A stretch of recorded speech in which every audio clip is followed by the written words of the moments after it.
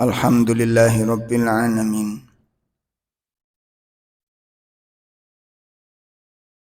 Alladhi arsala rasulahu bil huda wa dinil haq liyudhhirahu 'ala ad-dini kulli wa kafa billahi syahida. Ashhadu an la ilaha illallah wahdahu la syarikalah wa ashhadu anna Muhammadan abduhu wa rasuluh. Ya ayyuhalladzina amanu taqullaha haqqa tuqatih wa la tamutunna illa wa antum muslimun. Allahumma salli wa sallim wa barik ala nabiyyina Muhammadin wa ala alihi wa ashabihi wa man tabi'ahum bi ihsanin ila yaumiddin. Amma ba'd. Ikhwatul iman rahimani wa rahimakumullah. Bapak-bapak, ibu-ibu, jamaah majelis taklim yang semoga dimuliakan Allah Subhanahu wa taala. Alhamdulillah pada sore hari ini kita bisa hadir di kajian rutin yang insya Allah kita akan belajar bersama pembahasan dari kitab Riyadhus Shalihat.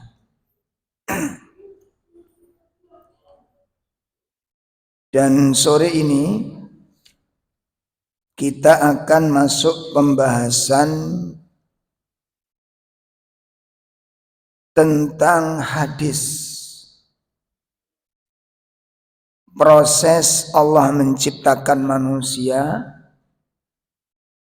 dan ketetapan-ketetapan yang telah Allah tentukan. Kalau di kitab Arba'in Nawawi, hadis ini ada di hadis yang keempat.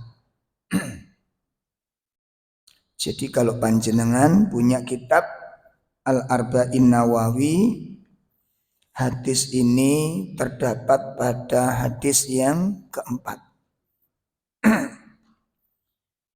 Saya bacakan hadisnya dulu.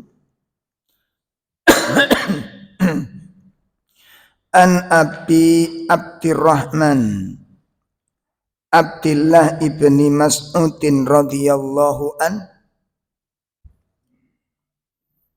dari sahabat Abi Abdirrahman Abdullah bin Mas'ud radhiyallahu an, dia berkata, Haddatsana Rasulullah sallallahu alaihi wasallam, telah menceritakan kepadaku Rasulullah sallallahu alaihi wasallam, wa huwa as-sadiqul masduq,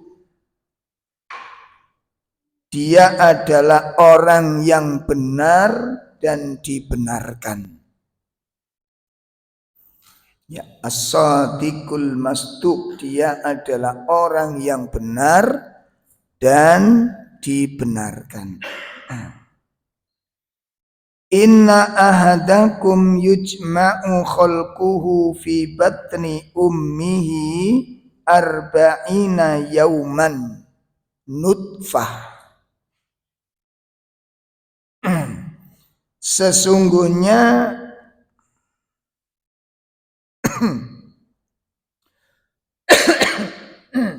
setiap kalian itu dikumpulkan oleh Allah,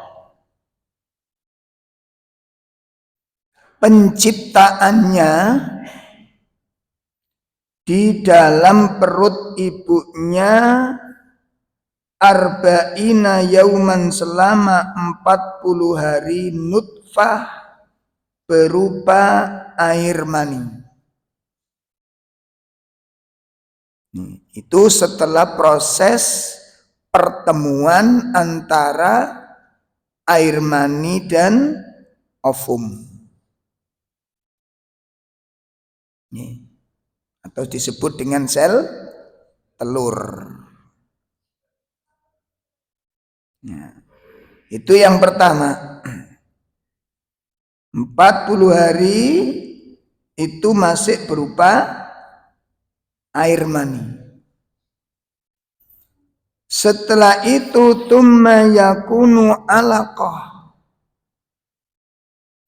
Kemudian berubah menjadi setetes darah. Menjadi darah. Dikatakan alaqah karena ketika sudah berupa darah ini Allah letakkan menggantung di atas rahim.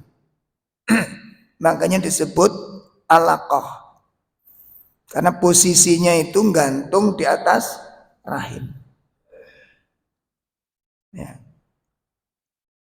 Itu mitla dalik selama 40 hari. 40 hari menjadi seperti itu. Kemudian setelah itu ya menjadi apa? Tsumma yakunu mudghah. Menjadi segumpal daging. Menjadi segumpal daging. Mithla dzalik. Itu juga selama 40 hari. Selama 40 hari. Nah, setelah itu tsumma yursalu ilaihi al-malik. Setelah itu diutuslah malaikat kepada rahim tersebut. Ke dalam rahim tersebut. Fayanfukhu fihi ar-ruh. Kemudian malaikat itu meniupkan ruh ke dalam rahim tersebut, yakni kepada segumpal daging ini. Wa yu'maru bi arba'i kalimat. Kemudian diperintahkan untuk menulis 4 kalimat ini. Ya, malaikat tersebut diutus oleh Allah untuk menulis 4 kalimat. Itu setelah usia berapa? 120 hari. 120 hari. Nah, apa yang ditulis dari 4 ini? Yang pertama rizkinya, wa ajalihi dan ajalnya, wa amalihi dan amalnya, wa syakiyun au sa'idun atau nasib dia akan menjadi orang yang celaka ataukah dia orang yang bahagia. Ini berarti catatan itu ada 2. Pertama, catatan di Lauhul Mahfuz. Yang kedua, catatan yang dipegang oleh malaikat. Itu sebagaimana telah difahami oleh para ulama Ahlus Sunnah.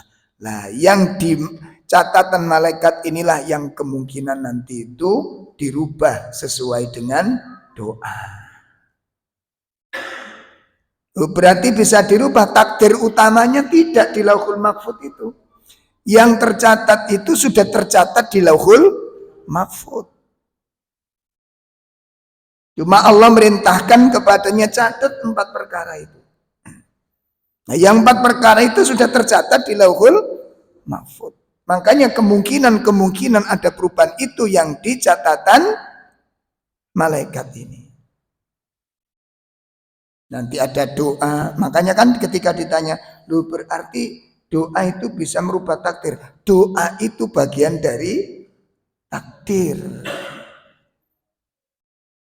Doa itu sekarang orang kalau Allah tidak takdirkan doa enggak dia? Hah? Tidak. Maka doa itu bagian dari takdir. Wallahu alam. Nanti akan kita pahami bersama insyaallah. Jadi itu yang dicatat, ada ketetapan di sana. Rezekinya, kemudian ajalnya, amalnya, keadaannya, nasibnya dia sudah ditentukan oleh Allah Subhanahu wa taala. Nah, fa wallahilladzi la ilaha ghairu, maka demi Allah yang tidak ada ilah selain dia, tidak ada sesembahan yang patut diibadahi dengan benar kecuali dia. Inna ahadakum, sesungguhnya salah seorang di antara kalian la ya'malu bi amali ahlil jannah, benar-benar mengamalkan amalan-amalan ahli surga. Itu dalam riwayat yang lain, dalam pandangan manusia. Ini dijelaskan dalam hadis yang lain, itu dalam pandangan manusia. Artinya apa? Orang mengerjakan amalan-amalan ahli surga itu, yang diamalkan itu amal-amal soleh. Yo sholat, yo zakat, yo ngaji, bahkan hafal Quran. Dalam kacamata manusia ini amalan ahli siapa? Ahli surga. Nah, dalam pandangan manusia itu adalah ahli surga. Perhatikan, jadi ada seseorang yang benar-benar mengamalkan amalan ahli surga. Dia taat kepada Allah. Dia laksanakan amal-amal soleh, amal-amal yang bisa memasukkan orang ke dalam surga. Diamalkan semuanya. Hatta ma yakuna bainahu wa bainaha illa dhira. Nah, sehingga apa katanya? Ya. Sehingga antara dirinya dan surga itu tinggal sehasta. Antara dirinya dengan surga itu tinggal sehasta, berarti dekat sekali. Para ulama menjelaskan yang dimaksud dekat sekali itu adalah dekat dengan ajalnya. Yang dimaksud dekat dengan ajal. Jadi kalau orang itu beramal dengan amalan-amalan ahli surga, antara dia dengan ajalnya, kalau kemudian hari itu dia mati, nah itu loh maksudnya. Dia masuk surga, mestinya hanya tinggal satu hasta. Namun apa kata beliau sallallahu alaihi wasallam? Beliau mengatakan fayasbiku alaihil kitab. Ya, fayasbiku alaihil kitab, akan tetapi telah ditetapkan baginya ketentuan, telah mendahuluinya ketetapan dari Allah. Takdir telah menetapkan lain. Takdir menetapkan lain. Nah, ya. Sehingga takdirnya fayamalu bi amali ahlin nar. Dia yang tadi beramal amalan ahli surga, ahli ibadah, ahli taat, ahli amal soleh, ya, Masya Allah, dia melakukan amal-amal yang soleh, amal-amal yang menakjubkan. Hanya tinggal sehasta antara dia dengan surga, antara dia dengan kematiannya, tinggal satu hasta, tiba-tiba dia berubah melakukan amalan-amalan ahli neraka. Artinya apa? Hatinya tergelincir menjelang kematian. hatinya tergelincir menjelang kematian. Nah ini nanti pembahasan terakhir akan kita bahas. Apa sebab-sebab tergelincirnya hati orang-orang soleh menjelang kematian. Sing tergelincir bukan orang yang gak soleh, yang soleh. Makanya kula mbek semen gak oleh merasa aman. Gak boleh. Hati bisa tergelincir. Nah, ketika dia melakukan tergelincir dan dia melakukan amalan ahli neraka, fayadkhuluha, maka dia masuk ke dalam neraka itu.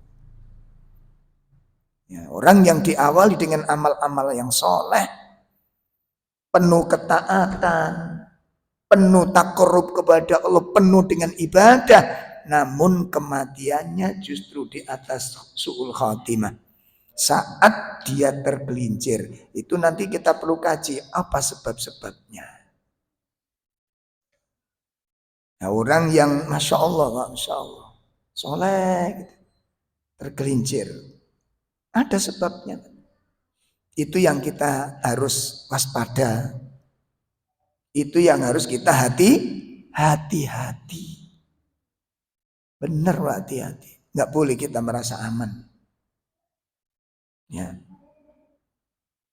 Bahkan kita pegangannya Quran terus, satu misal. Nah, pegangannya Quran terus. Pun. Setelahnya, berikutnya, wa inna ahadakum la ya'malu bi amali ahlin nar. Dan ada salah seorang di antara kalian yang benar-benar melakukan amalan ahli neraka. Berbuat maksiat dengan luar biasa. Hatta ma yakuna bainahu wa bainaha illa dhira. Sehingga antara dirinya dengan neraka. Artinya dengan kalau dia mati pada saat itu masuk neraka dia, gitu maksudnya, Pak. Kalau pada saat dia mati di tempat itu, di waktu itu dia masuk ke dalam neraka. Justru di saat detik-detik terakhir itu, fayasbiku alaihil kitab. Catatan takdir telah mendahuluinya. Fayamalu bi amali ahlil jannah, dia berubah menjadi orang-orang yang mengamalkan amalan-amalan ahli surga. Fayadkhuluha, kemudian dia mati di atasnya dan masuk ke dalam surga. Pun kalau melihat hadis terakhir ini tadi, Pak, ucapan terakhir, kisah dua orang yang berlainan arah ini, pendapat jenengan apa? Ki mumpung durung tak terus no. Nek sampai nyimak hadis ini tadi, sing sitok napa wau, Bu? Dia awali hidupnya dengan ketaatan terus sampai menjelang kematian, tinggal satu langkah istilahnya. Berubah, tergelincir hatinya. Sedangkan yang kedua full maksiat dalam kehidupannya, sehingga antara dia dengan neraka tinggal satu hasta, bertobat kepada Allah, berubah melakukan amal surga dan masuk ke dalam surga. Nek sampean maca ngene iki komentari apa? Iki enggak usah pakai tafsir ulama dulu. Enggak usah pakai tafsir ulama, nek pendapatnya sampean piye? Napa, Pak? Hah? Enggak, komentar jenengan dengan dua orang ini loh. Yo, komentar sampean ngene. Komentari dua orang ini loh, Pak. Enak sing ndi? Nek tatan sampean tatakan enak sing ndi?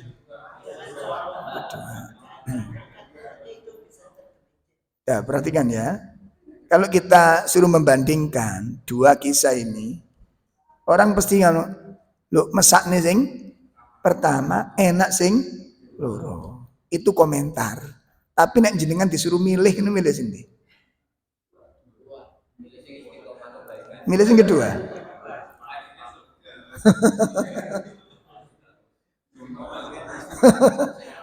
Loh, lek komentar enak sing nomor loro, ngono lho. Mesakne sing nomor siji. Seakan-akan kalau jenengan komentar begini kan mana keadilan Allah? Kan ngono tak ini. Kok bisa orang yang taat demikian tiba-tiba mati menjelang kematian? Padahal dia dengan perjalanan yang begitu jauh yang melelahkan, dia taat kepada Allah. Hanya tinggal satu langkah mati. Mana Allah itu? Ya apa Allah itu? Logika kita kan begini. Gitu? Nah, sehingga timbul polemik Pak hadis itu. Timbul polemik. Makanya nek dikongkon nek menurut kita itu enak sih nomor loro. Tapi kalau kita disuruh milih itu milih nomor 2. Milih nomor 2 jenengan. Oh mboten. Gak situ napa? Enggak begitu kita coba nek ono saiki maksiat mati piye sampean. Ayo. Piye sampean? Bingung dah akhirnya. Kon milih-milih sing nomor loro kalau gitu maksiat mulai sekarang.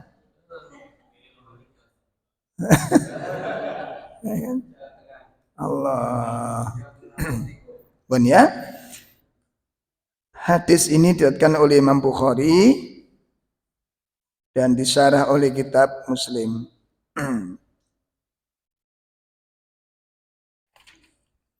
Baik. Bapak-bapak, ibu-ibu sekalian, mari kita simak fawaidul hadis. Mimma yu'khadu min hadhil hadits min fawaid. Kita ambil penjelasan ini, kita nukilkan dari Syarah Arba'in Nawawi, yaitu kitab Qawaid wal Fawaid yang ditulis oleh Imam Nadim Sultan.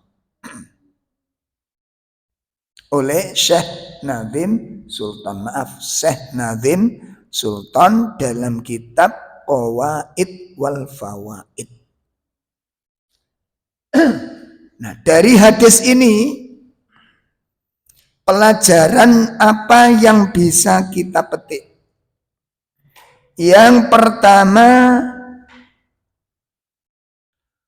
al-hattu 'ala du'a bisabati 'ala din.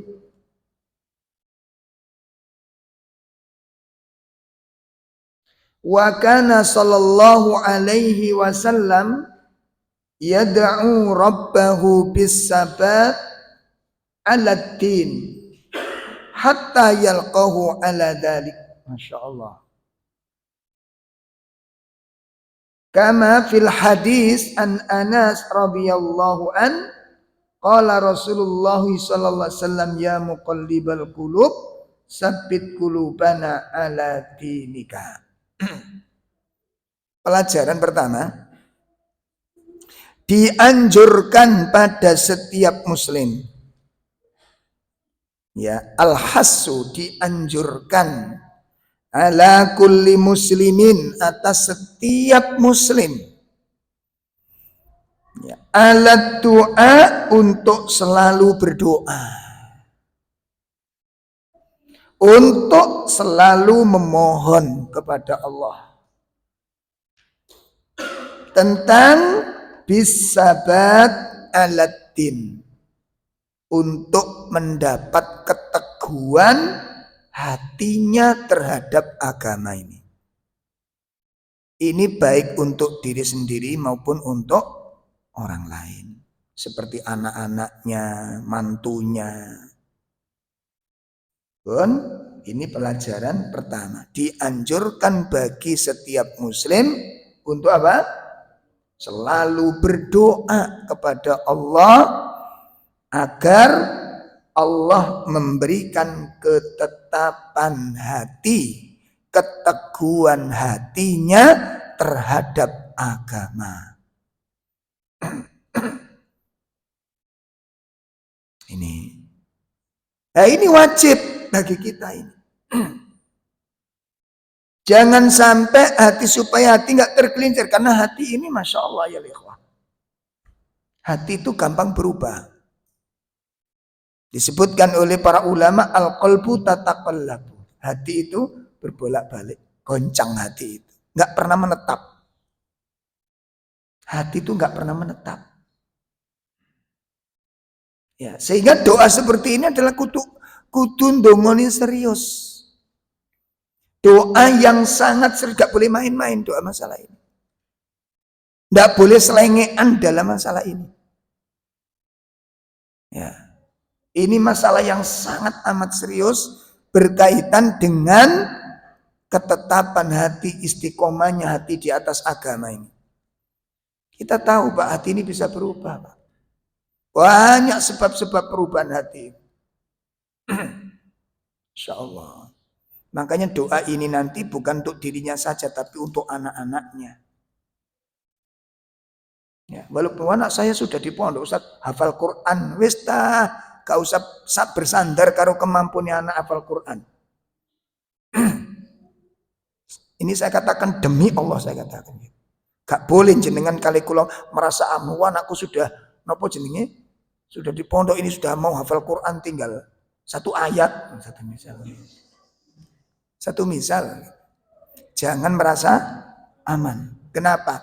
Pasien kami sekarang itu banyak yang dari pondok pesantren. Di wong tuan ini ku nangis gak karu-karu. Ya. Berubahnya kapan? Setelah menikah. Loh, ngono lho. Merubah, Pak. Padahal nganten ngene pondok pesantren yang sudah ternama. Pondok pesantren sudah ternama dan sudah lama, cukup lama belasan tahun. Nah, setelah menikah menjadi anak yang durhaka kepada orang tuanya. Loh, ngoten. Terus ada lagi juga begitu anak tunggal. Taat sama orang tuanya dan hatinya lembut sekali. Dan patuh kepada agamanya luar biasa. Nganutnya luar biasa. Setelah menikah 2 tahun tidak mau menginjakkan kakinya di badan orang tuanya. Bayangkan 2 tahun. Sampai ibu ini kangen niku liwat ngarep ometon. Minta suaminya, wis gak usah mampir. Anakmu wis gak gelem ambek awakmu kata sih. Sampai seperti itu. Terakhir itu mau pulang itu ketika di WA sama orang tuanya. Karena orang tuanya mau umroh, diberitahu nduk bapak iki kate umroh. Iku saking mentok-mentoke baik gelem mulih, Pak. Baik gelem mulih. Itu anak tunggal, Pak, anak tunggal. Nah, wong umroh iku gurung mesti nek mulih nduk, engko bae aku mati ndek kono iku saking jerite atine ngono. Saking gak kuat ngempete perasaan. Saking kangen nih Pak, orang tahun loh Pak. Wong sak kota. Nek luar kota sih mending. Satu kota. Ya ditelepon, di WA, mboten nate balesi. 3 hari baru ono opo. Mek ngono tok. Njaluk sepuro ta ya apa ngapunten mboten saged. Padahal kemarin itu tuh taat sekali. Kenapa berubah? Pasangan. Makanya hati-hati kula mbek. Gak boleh merasa aman, tak eling Mas sampean. Betul Pak ini. Ini pengalaman, ini banyak sudah kasusnya ini. Ya Allah, ya Allah. Saya punya anak soalnya, ya mir-mir kalian. Lanjut sampean merasa aman, boten sama sekali saya enggak menjamin anak saya juga selamat dari fitnah itu. Demi Allah enggak jamin saya. Makanya sekarang hanya satu doa saja sudah doa. Ya Allah selamatkan putra-putri kami. Selamatkan kami bersama putra-putri kami. Teguhkan kami dalam agama. Makanya di pondok itu saya nasihati banyak berdoa untuk ketetapan hati, Nduk. Karena nanti kalau kamu sudah keluar banyak masalah di luar itu. Ya Allah gitu Pak. Akhirnya di WA, Nduk, Bapak ini katanya pula, katanya umroh. Nah, umroh ini durung mesti nek mulai kadang-kadang banyak orang meninggal di sana. Nah, barangkali itu terjadi pada ayah engkau. Sementara kamu itu putri satu-satunya ayah. Nah, aku kepingin nyerahno surat-surat harta ayah ke kepadamu. Mang tak jaluk kau mulia. Engko tak titipno amanahi kepadamu. Pulang, Pak. Wallahu alam apa sebabnya? Yang jelas pulang. Dan itu kebahagiaan tersendiri. Apapun motifnya, wong tuane gak ngurus. Yang penting anakku sudah pulang. Saya diajak main ke rumahnya, mumpung anak saya di rumah Ustaz enaknya ngomong, tidak usah ngomong. Delok tok esik. Wong kurung apa-apa, kurung kenalan. Akhirnya begitu kita nyampe di rumah, ibunya ngasih kode ke saya. 2 tahun Ustaz baru kali ini masuk rumah saya. Ya Allah. Itu cerita yang mengenaskan, Pak. Yang bojo kula ini kadung kangen ngoten Ustaz. Ya ayo liwat ngarep medok lho ya jare. Lewat Pak, lewat. Karena kalau ke rumah itu beberapa kali nggak pernah dibukakan pintu. Coba bayangkan loh. Perubahan hati nih lho Pak. Ternyata apa? Doktrin sing lanang sing nggak bener. Pakai hadis ngoten lho. Pakai hadis. Jadi wong wedok niku nek wis nikah, ketaatan paling utama kepada siapa? Iku saiki dikonsumsi arek nyar-nyaran iki. Ini kudu digebek kupingnya waktu khutbah nikah nih. Makanya kalau khutbah nikah itu kita tuh keras nasihat kepada jangan sampai kamu tinggalkan orang tuamu setelah kamu rumah tangga. Itu sering kita tekankan pada dan kamu habis ini kamu akan mendapatkan ujian-ujian. Kalau kamu tinggalkan durhaka kepada orang tuamu, anak-anakmu kelak akan durhaka kepadamu. Baca gak sih doh? Seneng-seneng nikahan. Enggak, itu tumpuan Pak, sekarang tumpuan. Ada yang 1 tahun sampai mau apa? Dapat orang kaya raya. Besok ini gak karu-karuan mantune nih. Nah makanya duwe mantu suwuk gitu mesti nek nyenengno.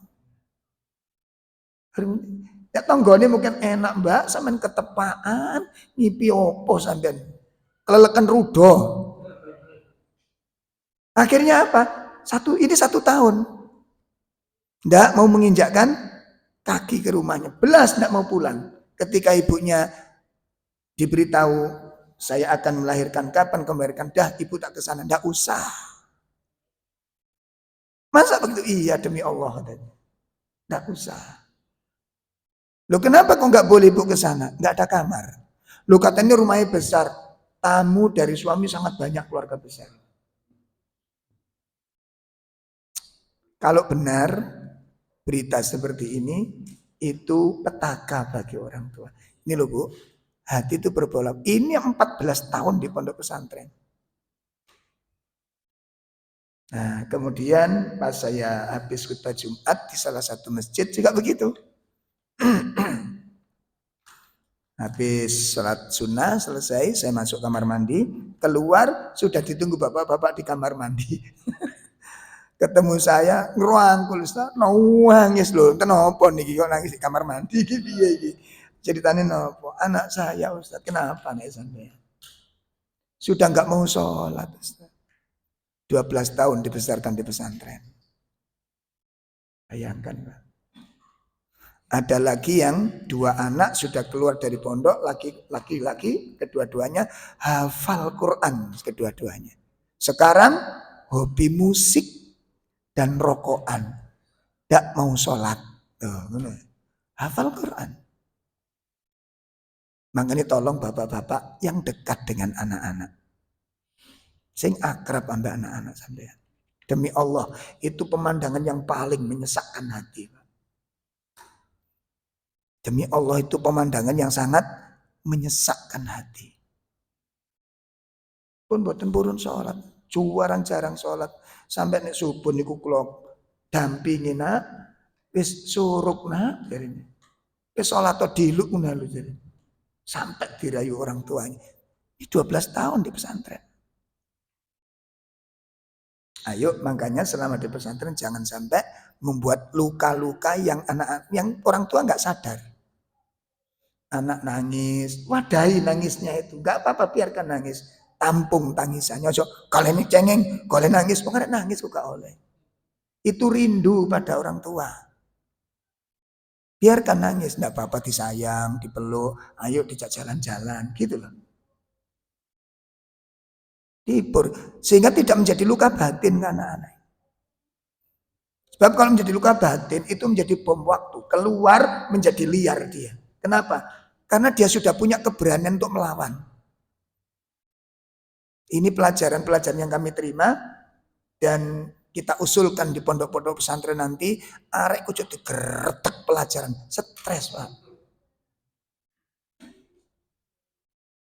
Lang pelajaran itu gak saat untuk nyantai, ini manusia loh ini. Digeretek kata semua, apa enggak stres anak. Sehingga perlu ada manajemen, ada waktunya untuk bermain. Asik main. Ketemu orang tua, ketemu orang tua itu sebuah beban yang sangat berat. Intinya yang pertama apa? Pelajaran pertama apa? Banyak berdoa, ya, dianjurkan untuk berdoa dan mendoakan, ya, dan mendoakan anak-anaknya didoakan. Makanya tolong ya sholat sunnahnya ditambah, usahakan qiyamul lail. Kalau kita nggak berdoa, kita sehat terus. Anak kita ini nggak jamin Mbak ke depan tuh kayak apa.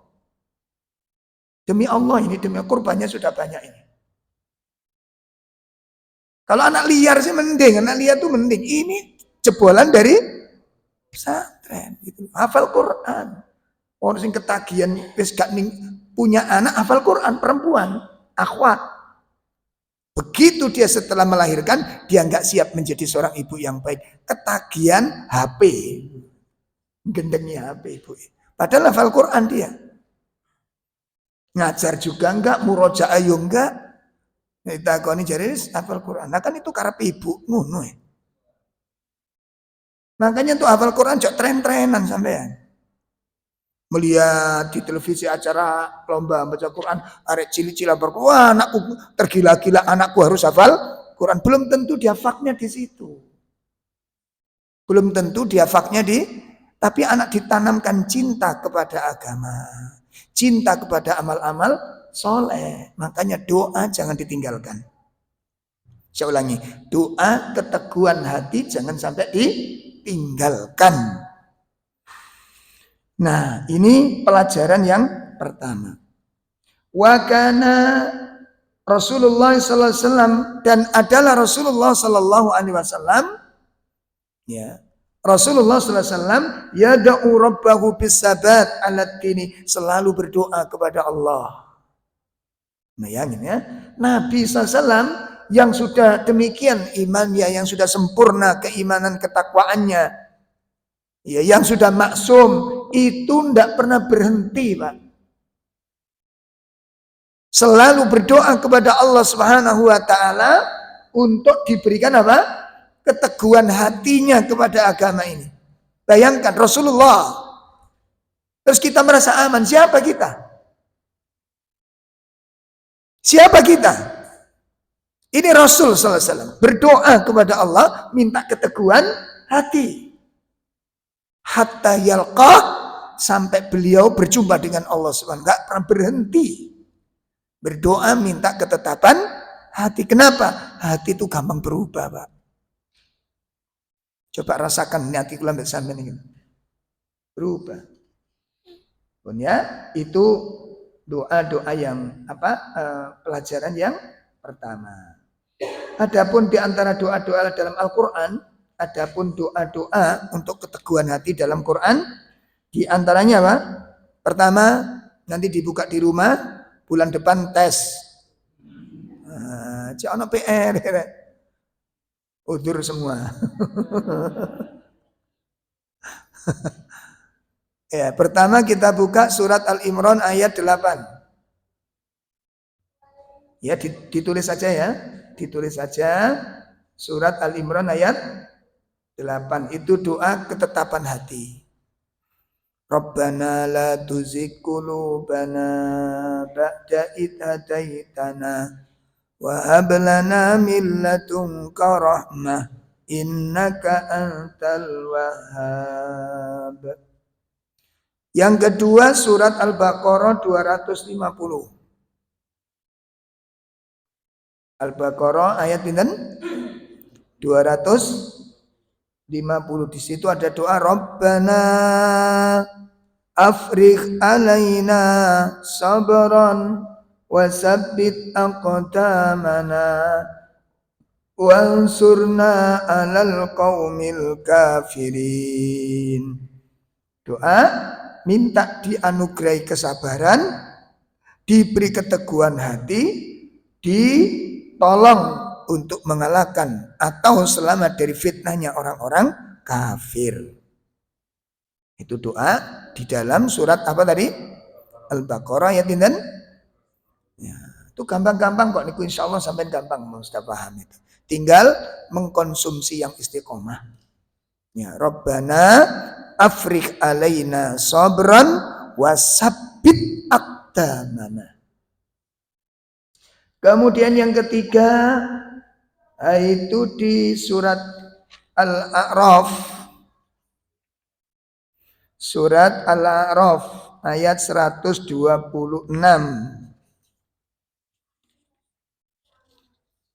126. Ini doanya mantan tukang sihirnya Firaun. Ya, doanya mantan tukang sihirnya Firaun ketika diuji dengan ujian yang sangat berat. Akan dipotong tangan kakinya secara bersilang dan kaki serta tangan yang belum dipotong akan dipaku di tiang salib. Nah itu karena dia sudah beriman kepada Nabi Musa, akhirnya apa? Dimusuhi oleh Fir'aun dan ditangkap oleh Fir'aun. Insyaallah. Akhirnya dia berdoa apa? Rabbana afrigh alaina sabran wa tawaffana muslimin. Rabbana afrigh alaina sabran. Wahai Rabbku, anugerahkan kepadaku kesabaran dan wafatkan aku sebagai seorang muslim. Itu loh, Masya Allah. Ini kan pelajaran juga.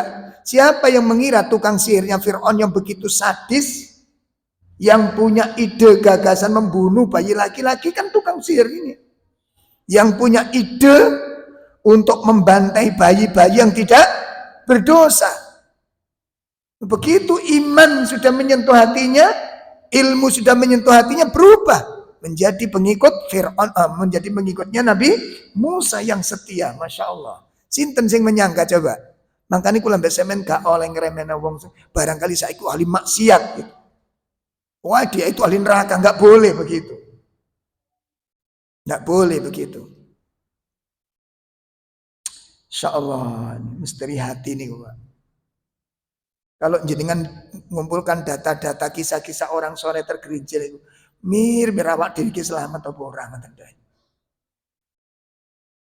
nah, orang-orang yang sudah solehnya nggak keru-karuan itu, menjelang kematiannya justru ada yang mati menjadi ateis, ada yang menjadi Nasrani. Ya Allah.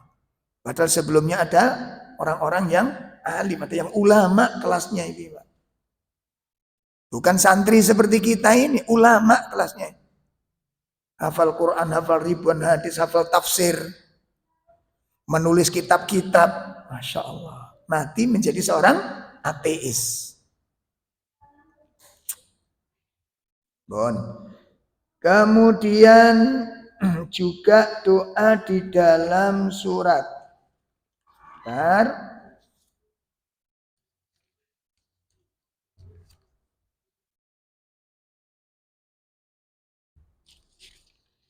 Ya, surat 12.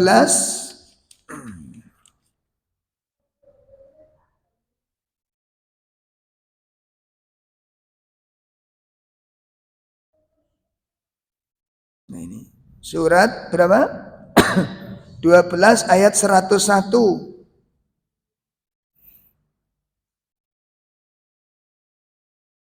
Ini doanya Nabi Yusuf. Kematian yang indah. Orang yang sudah soleh begitu masih minta menjadi orang yang soleh. Itu Rabbi qad ataina. Nanti doa yang kita baca mana? Terakhir. Tawaffani Rabbana, boleh? Tawaffani musliman wa alhiqni bis solihin. Ini doa yang dipanjatkan oleh Nabi Yusuf. Kemudian kita lihat surat 24 26. Kita lihat doanya Nabi Ibrahim alaihissalatu wassalam.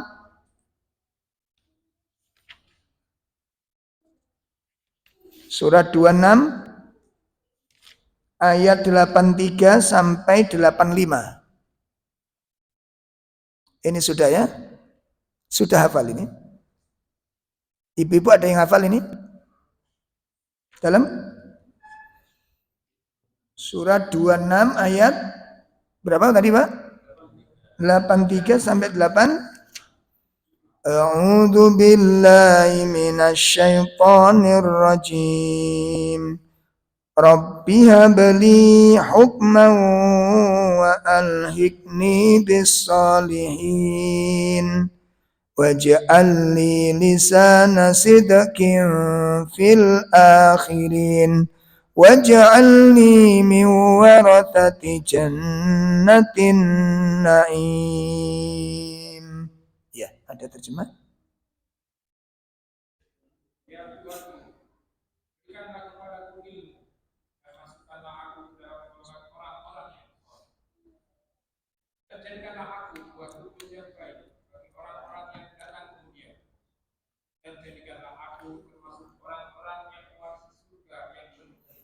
Baik, itu diantara doa-doa dari Al-Quran. Adapun doa-doa dari sunnah diantaranya sebagaimana diriwayatkan oleh Anas, ya, diriwayatkan oleh Imam Al-Hakim dari sahabat Anas, Nabi mengatakan, ya muqallibal qulub, sabbit qulubana ala dinik.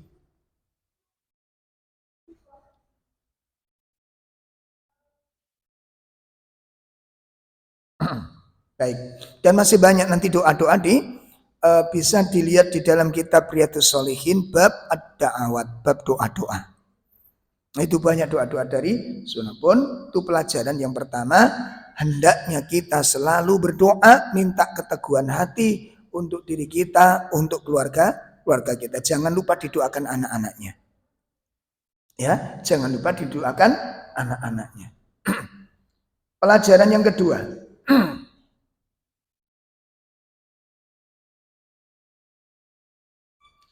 Pelajaran yang kedua adalah al-hathu 'alal isti'adzah min su'il khatimah.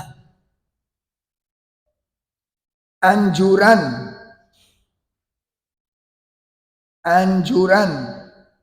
al-isti'adzah untuk memohon perlindungan kepada Allah. Memohon perlindungan kepada Allah Subhanahu wa taala min su'il khatimah, dari akhir yang buruk. Minta perlindungan kepada Allah dari akhir yang buruk.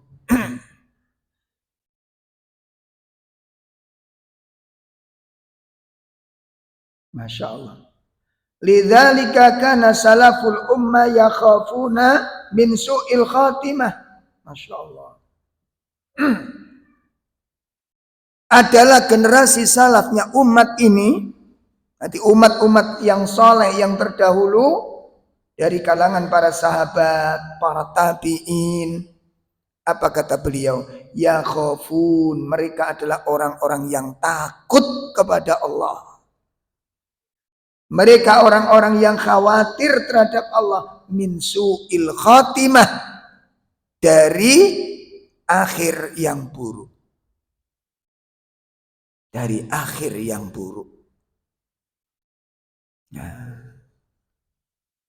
makanya kita nggak boleh bersandar kepada kemampuan diri sendiri. Barangkali kita tuh semangat didukung oleh istri kita, atau para istri didukung oleh para suaminya, didukung anaknya. Itu belum tentu. Ya, orang itu punya kelemahan, antara yang satu dengan yang lain kelemahannya tidak sama.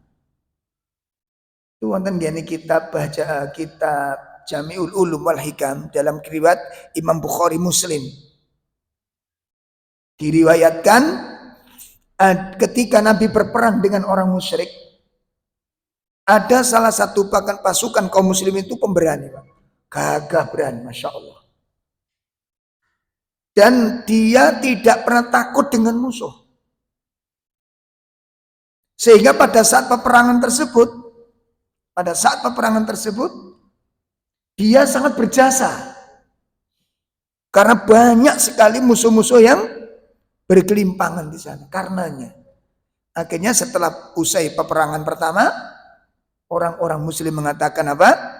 Tidak ada pahala di dalam perang hari ini yang bisa mengalahkan oleh si fulan ini. Dipuji dia oleh kaum muslimin. Disanjung oleh kaum muslimin atas keberanian dan jasanya ketika melawan musuh-musuhnya. Masya Allah. Orang semuanya kagum kepadanya. Memujinya, menyanjungnya. Nah, di saat banyak orang mengaguminya, di saat orang banyak menyanjungnya, mengaguminya dan menganggap dia adalah terbaik dalam peperangan tersebut, saat orang berlomba-lomba memujinya, Nabi mengeluarkan satu kata yang mengejutkan semua kaum muslimin. Apa kata Nabi? Huwa finnar. Bayangkan, Mbak. Apa enggak seperti petir kan dengar ini?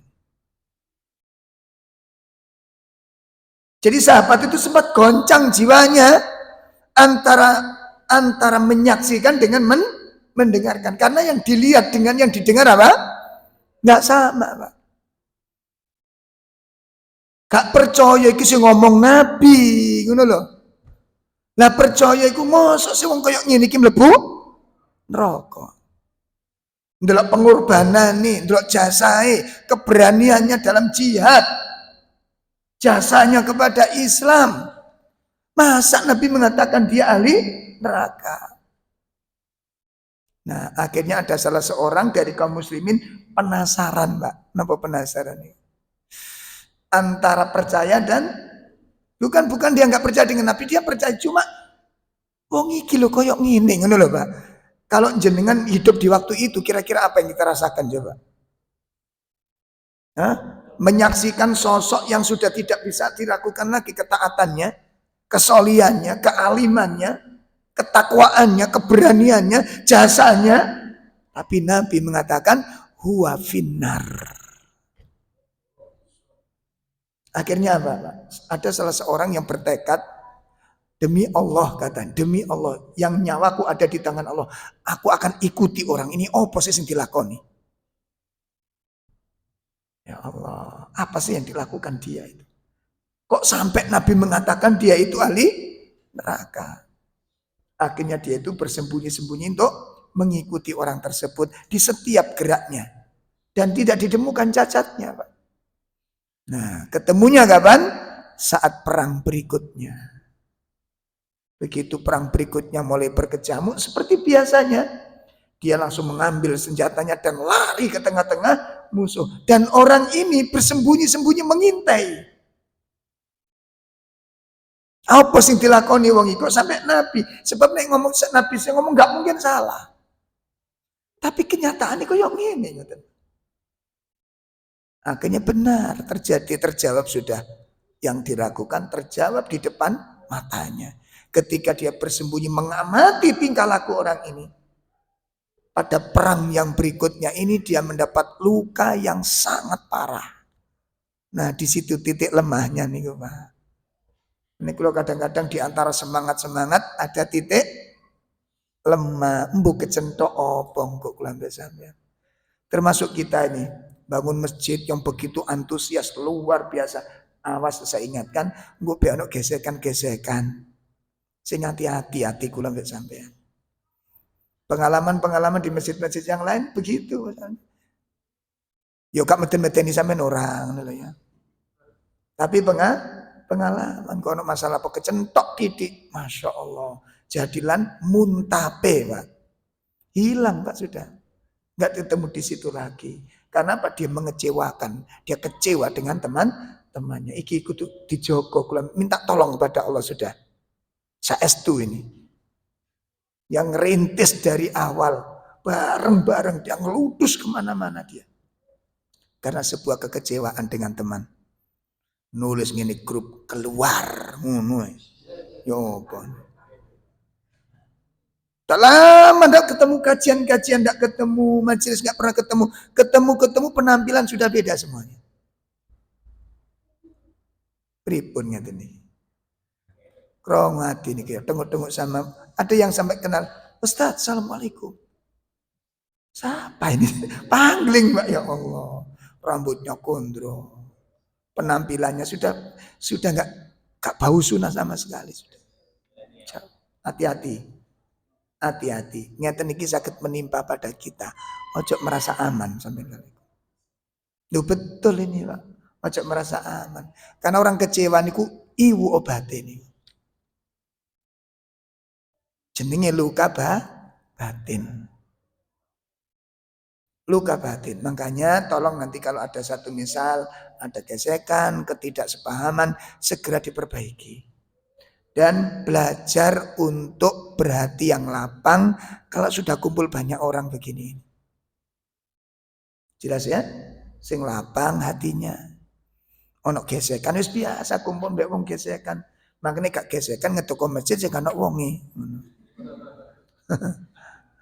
Kan gesekan kok kan ewangi kan saya rukun biasanya kan.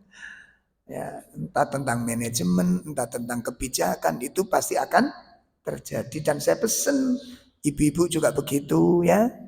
Hati-hati. Di beberapa tempat saya amati, Pak. Di Surabaya ini saya nggak nonton itu. Ya Allah. Akhirnya kayak grup-grupan bolo-boloan. Kata 14. Loh sampai saya itu pernah ngapunten kajian saya besar memang kajiannya. Kotak infak nih kono telu ya dewe-dewe. Iki kotak iso apa mesana jamaah Pak kita lebokno sing ndi iki ngono. Iki bolo ya. Tak ingatkan tak panggil pengurusnya ojo ngene menimben Dek ngono. Ojo ngene menimben. Mosok sak majelis kotake telu Nah bolo dhewe pisan. Lah sing ngesakne sinten? Jamaah ya sangu mek 5.000 Nah kotake telu piye iki? Mosok 2.000-an. Sampai segitu pergesekan terjadi antar majelis taklim. Ya Allah. Pun. Jadi yang kedua apa? Dianjurkan untuk berlindung kepada Allah Subhanahu wa taala. Nah, saya kisahkan tadi ya teman yang seorang pasukan kaum muslimin yang menemui titik lemahnya dari Allah. Dia hari itu mendapat luka yang sangat dalam, sangat parah, sehingga dia tidak tahan dengan sakitnya itu. Dia ingin mendapatkan percepatan dan kepingin mati cepat. Akhirnya apa? Diam-diam dia letakkan gagang pedangnya di tanah dan dia letakkan ujung pedangnya di antara dua dadanya. Lalu kemudian dia menusukkan diri ke dalam pedang itu dan kemudian meninggal di tempat tersebut. Padahal satu misal seandainya dia bertahan dengan sakitnya, hanya satu langkah dia meninggal, syahidnya sudah dapat. Tapi karena ketidaksabaran dengan musibah itu. Tidak sabar dengan musibah. Ini nanti bisa jadi kita bukan karena luka-luka, tapi mungkin karena ekonomi. Bisa jadi, bisa seperti itu nanti. Ekonomi goncang, teman-teman kalau sing nyambangi belas, bisa goib nih Pak. Sakit goib nih, tolong diperhatikan. Tolong diperhatikan. Jelas ya? Kemudian yang sembunyi tadi apa? Keluar dari persembunyiannya. Ya, kaum muslimin yang bersembunyi, yang mengintai tadi apa? Keluar dari persembunyiannya, langsung menemui Nabi mengatakan apa? Asyhadu annaka la Rasulullah. Dia keluar dari persembunyiannya, dia mengatakan, ya Rasulullah, aku bersaksi kepada Allah, engkau benar-benar seorang Rasul, katanya. Tadi kan ragu-ragu, masa wong koyok ini dikatakan Nabi, masuk. Ternyata di situ titik lemahnya. Dan panjenengan dengan saya, Pak, itu punya titik lemah yang berbeda. Wallahu alam titik lemah kita di mana nanti akan ditemukan di sana nanti. Makanya sekarang selalu berdoa kepada Allah, minta tolong kepada Allah Subhanahu wa taala ya, agar kita diselamatkan oleh Allah dari su'ul khatimah. Ya. Imam Hasan Al-Basri suatu ketika berdiri, Imam Salam bin Dinar suatu ketika dia berdiri akan sholat malam, teringat hadis ini. Tidak bisa bergerak, dia menangis air matanya itu. Lantas dia mengatakan, apakah aku bisa melampaui ketakwaan ini sampai ajalku tiba, saking takutnya berbolak-baliknya hati ini. Kemudian Imam Hasan Al-Basri juga mengatakan demikian. Beliau menangis di waktu malam dengan tangisan yang luar biasa, membayangkan hadis ini. Jadi hadis ini membuat air mata para ulama menangis. Ya. Hadis ini menjadikan para tabi'in, para sahabat menangis. Kenapa? Takut hatinya tidak bisa melampaui ketakwaan sampai bertemu dengan Nabi Shallallahu Alaihi Wasallam. Ya. Lalu bagaimana dengan kita jamaah sekalian? Apakah kita juga merasa khawatir dengan tergelincirnya hati? Ini pelajaran yang kedua. Pelajaran yang ketiga, fayajibu 'alal 'abdi, kewajiban bagi seorang hamba. Wajib bagi seorang hamba, alla yaghtar bi amalihi wasilahi. Masya Allah. Jangan sampai dia tertipu dengan amal-amalnya dan kesolehan-kesolehannya. Jangan tertipu dengan amal-amalnya dan kesolehan-kesolehannya. Bal yajibu alaihi ayyakuna baina janahai al-khauf war-raja. Bahkan wajib atas seorang hamba. Wajib atas seorang hamba. Untuk apa? Berada di antara dua keadaan. Wajib bagi seorang hamba berada di antara dua keadaan. Bainal khauf war-raja, antara cemas, antara takut dan berharap kepada Allah. Makanya kita nggak boleh bangga-bangga diri. Imam Rabi' bin Husaim menasihatkan kepada Imam Hilal. Nasihat Imam Rabi' apa? Ya Hilal, ya Hilal, la taghurrannaka bikathratis sana'in nasi alaika. Insyaallah ini nasihat yang luar biasa, Pak. Kata Imam Rabi' kepada Imam Hilal. Imam Hilal itu muridnya. Dan Imam Rabi' menasihatinya, ya Hilal, la taghurrannaka, jangan sampai engkau tertipu, jangan sampai engkau terperdaya bikasratis sana'in nas alaika, dengan banyaknya pujian-pujian manusia kepadamu. Ya Allah, jangan kamu tertipu, jangan kamu terperdaya dengan banyaknya pujian-pujian manusia kepadamu. Orang banyak mengagumi kealimanmu, mengagumi kesolihanmu, mengagumi akhlakmu, mengagumi karaktermu, dan mereka mengucapkan kekaguman itu. Jangan kamu terperdaya dengan itu semua.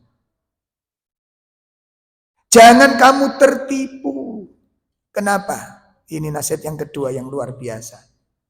Fa innahum la ya'rifunak. Fa innahum la ya'rifuna. Karena orang-orang yang memujimu itu tidak ada yang mengenalimu. Illa dhahraka, kecuali lahirmu saja. Ya Allah. Orang menyangka kita ini alim gitu. Orang mengira kita ini taat gitu. Apa benar ketika kita sendirian di dalam ketaatan? Saat kita sendiri betul, kita dekat dengan Allah. Saat kita sendiri benar, kita menjauhi maksiat.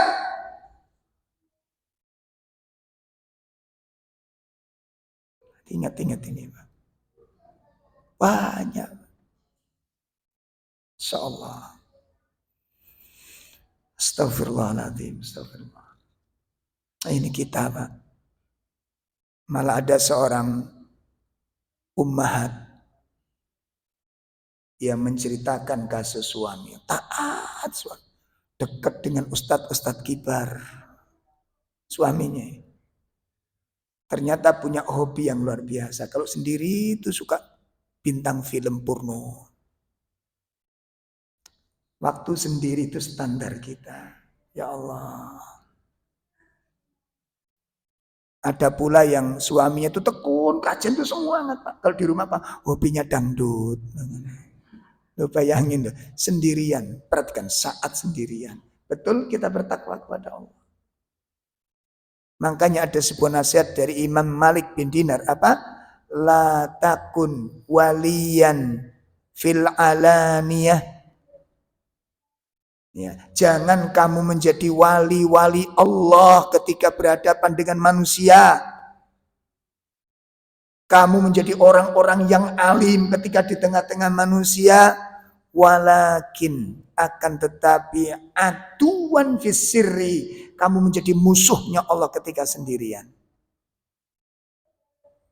Ya Allah, hanya maksiat ketika sendirian, gak sadar. Oh, karena wong roh, Pak. Makanya kalau ada orang memuji kita, nah makanya kadang-kadang kan ada orang kalem kalau ketemu sama orang itu, Masya Allah ngapunten afwan. Di rumah kotor sekali bahasanya. Bahasanya kasar sekali. Lempar sana, lempar sini kalau udah marah di rumah itu. Itu ada. Dan ada yang setel itu lanangnya wedoke padha ae ngono. Heeh. Klop. Mungkin jodoh itu. Ayo dievaluasi, Pak. Bener loh, demi Allah ini. Apa yang dikatakan oleh Imam Rabi' bagus sekali. Ya. La taghurrannaka bi kathratis sana'in nasi 'alaik. Jangan kamu tertipu dengan banyaknya orang-orang yang mengagumimu. Jangan kamu terperdaya dengan banyaknya orang-orang yang menyanjungmu. Kenapa? Orang-orang yang menyanjungmu itulah ya'rifunak. Mereka tidak ada yang mengenalimu. Illa dhahraka, kecuali lahirmu yang dia ketahui. Batinmu nggak ada yang tahu mereka. Insyaallah. Pun ini yang keberapa, Pak? 3. Jangan tertipu dengan amal-amal soleh kita. Jangan terperdaya dengan kebaikan-kebaikan kita. Dengan ketaatan, ketekuan. Oh, saya sudah sehari, sudah khotam setiap hari 1 juz, Ustadz. Sudah. Berharap saja kepada Allah. Dan jangan bangga dengan itu. Bersyukur ya, dianjurkan bersyukur. Tapi jangan bangga. Karena bisa jadi ada orang yang tidak sampai 1 juz, bahkan cuma 1 lembar itu bisa lebih utama daripada kamu yang 1 juz. Kenapa? Dia nggak bisa melampauinya karena dia sibuk mengurusi orang tuanya dengan penuh keikhlasan. Dia merawat orang tuanya yang sudah sepuh dan tidak bisa ditinggal, dan dia tidak pernah sambat ketika merawat orang tuanya. Coba moco 1 juz ambek ngeramut wong loro abot ndi? Hah? Ayo mau kon milih ngono sing ndi, Pak? Mas iki ono amal loro Mas. 1 juz atau ngeramut orang tua yang sakit, engko yo nimpal teleke, yo sakjus ae wis ngono, Pak. Sakjus sudah. Makanya ini kelebihan kita itu macam-macam. Bisa jadi kita itu dalam bidang amal yang lain, begitu tinggi kita bidang yang lain kita kalah. Jelas? Bisa jadi demikian karena kelebihan manusia itu tidak sama, Pak. Ada yang jarang ikut kajian karena kesibukan dia dengan di rumah. Ada tanggung jawab yang tidak bisa ditinggalkan. Maka ibu-ibu yang tekun jangan bangga. Bisa jadi orang yang mungkin tidak setekun kita memiliki amal-amal yang tersembunyi. Jelas ini? Nah, yang ada adalah bersyukur kepada Allah dan berharap kepada Allah. Kemudian yang keempat,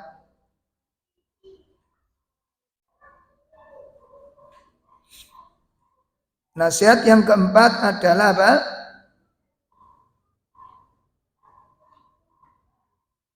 La tahkiranna ghairak. Jangan engkau menganggap sepele, menyepelekan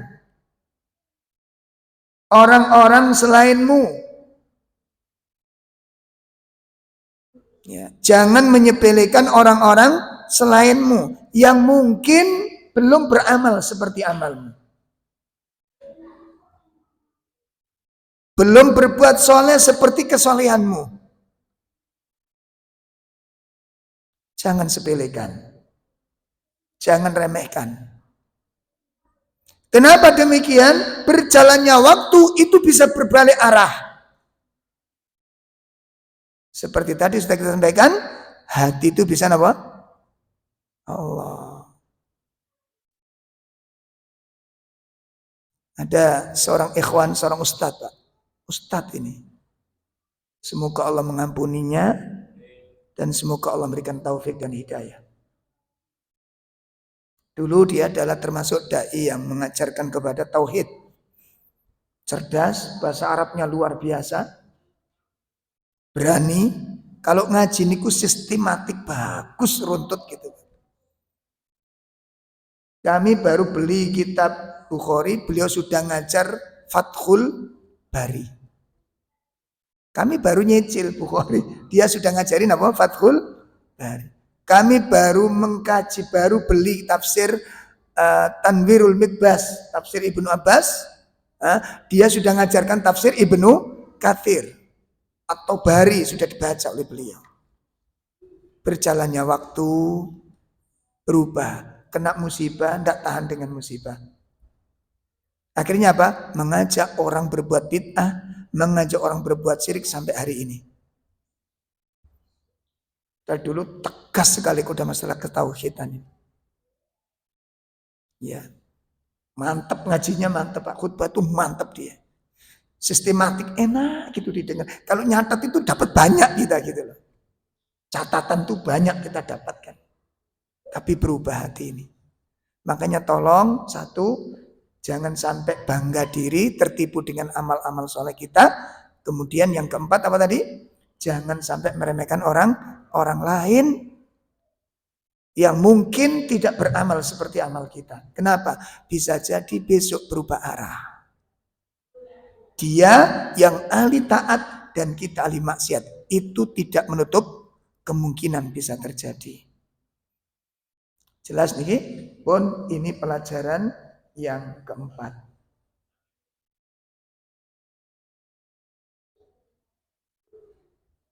Insyaallah.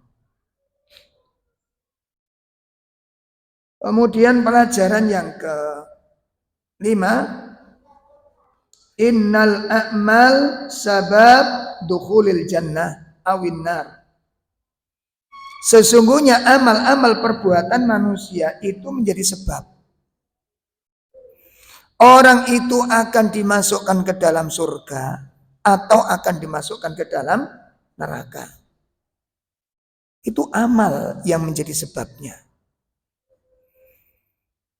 Ya. Makanya ketika kita beramal berharap kepada Allah Tabaraka wa Ta'ala. Ketika kita beramal, setiap amal ikuti dengan doa dan harapan. Ikuti dengan doa dan harapan. Setiap amal sekecil apapun. Agar apa? Itu agar menjadi catatan amal soleh di sisi Allah. Agar menjadi catatan amal soleh di sisi Allah. Sampai ada seorang ulama mengatakan apa? Anwi fi kulli syai'. Anwi fi kulli syai'. Berniatlah kamu dalam segala hal. Berniatlah kamu dalam segala hal. Dalam segala aktivitas. Kayak ono niat amalmu kui. Kenapa? Turidul khair. Untuk mendapatkan, mencari kebaikan. Anwi fi kulli syai'. Berniatlah dalam segala sesuatu. Turidul khair. Untuk mencari kebaikan. Hatta khurujaka ilal kinasah. Sampai keluarmu ke tempat sampah. Iya para ulama ini. Mereka tidak mau ada gerakan yang tidak mendapatkan pahala. Mereka tidak mau ada tenaga keluar nggak dapat pahala. Mereka nggak mau. Masya Allah. Gigihnya mereka dengan amal-amal. Makanya kalau bapak-bapak kerja bakti di rumah. Itu ditanya orang. Resep pak. Nggih pak. Patus keringet. Ojo. Patus amal. Ngono loh. Terus pahala nih loh. Oh cendelek keringet. Olahraga. Ngono sampeyan. Nggih pak olahraga. Jangan. Cari kebaikan. Cari pahala. Kita butuh pahala sebanyak-banyaknya. Perjalanan akhirat itu jauh, Pak. Panjang. Ya, makanya kalau amal bisa amal itu rutin terus menerus, lakukan terus menerus. Ya. Ya seperti baca Quran, pagi bisa baca, siang bisa baca, sore bisa baca. Ya. Jangan cuma sekali tok kalau memang bisa. Sodako juga demikian. Bisa sodako pagi, siang bisa sodako lagi. Kalau memang ada yang disedekahkan. Kenapa? Bisa jadi pagi nggak diterima. Itu cara para ulama di dalam beramal soleh. Cara ulama dalam beramal soleh. Iya. Yang kelima apa tadi? Amal-amal yang dilakukan manusia, perbuatan manusia itu menjadi sebab apa? Masuk ke dalam surga. Dimasukkan dalam surga karena perbuatannya. Kita simak di antara ayat-ayat Al-Quran yang menjelaskan. Pertama, kita lihat surat At-Tahrim. Surat berapa Bu? 66. Ini leres. At-Tahrim ayat berapa? Surat berapa? 66. Ayat 7. Ayat 7. Ya ayyuhalladzina kafaru la ta'tadirul yawm innama tujzauna ma kuntum ta'malun. Ya. Wahai orang-orang kafir, janganlah kamu mengemukakan alasan pada hari ini. Sesungguhnya kamu hanya diberi balasan untuk apa yang telah kamu kerjakan. Nah, hai orang kafir, la ta'tadzirul yaum. Jangan kamu minta udzur hari ini. Jangan kamu mengemukakan alasan. Nih. Ini nanti yang akan menjadi orang-orang yang meninggal itu menyesal karena tidak ada alasan sama sekali sudah. Alasan sudah habis. Karena kita ketika ketinggalan banyak amal atau kehilangan amal yang begitu banyak, itu semuanya bersembunyi di balik alasan. Coba kita lihat. Nggak bisa baca Quran, alasannya apa? Ya, itu yang kita jadi, makanya nanti nggak ada alasan sudah. Jangan kamu mengumpulkan alasan sudah habis. Nggak bisa ini alasan, nggak bisa itu alasan, nggak bisa amal ini alasan, kehilangan amal-amal begini alasan semuanya. Nanti alasan sudah habis. Maka Allah katakan innama tujzauna ma kuntum ta'malun. Kamu dibalas, tidak dibalas kecuali sesuai dengan amal perbuatanmu. Maka tentukan amal kita ini, usahakan, kita ikhtiarkan. Ya, kita bekerja keras, berusaha keras untuk mengarahkan amal-amal ini menjadi amal-amal yang penuh dengan kebaikan. Nah, Bapak-bapak, ibu-ibu sekalian, ini pelajaran-pelajaran kita, tolong disimpan. Nanti kita lanjutkan pelajaran yang ke-6 pada bulan yang akan datang. Sekaligus kita akan membahas tentang sebab-sebab tergelincirnya hati. InsyaAllah. Demikian kajian kita sore ini, kurang lebih mohon maaf. Yang sebesar-besarnya kita cukupkan. Wa sallallahu ala nabiyyina Muhammad. Subhanakallahumma wa bihamdika. Asyhadu an la ilaha illa anta astaghfiruka wa atubu ilaik. Assalamualaikum warahmatullahi wabarakatuh.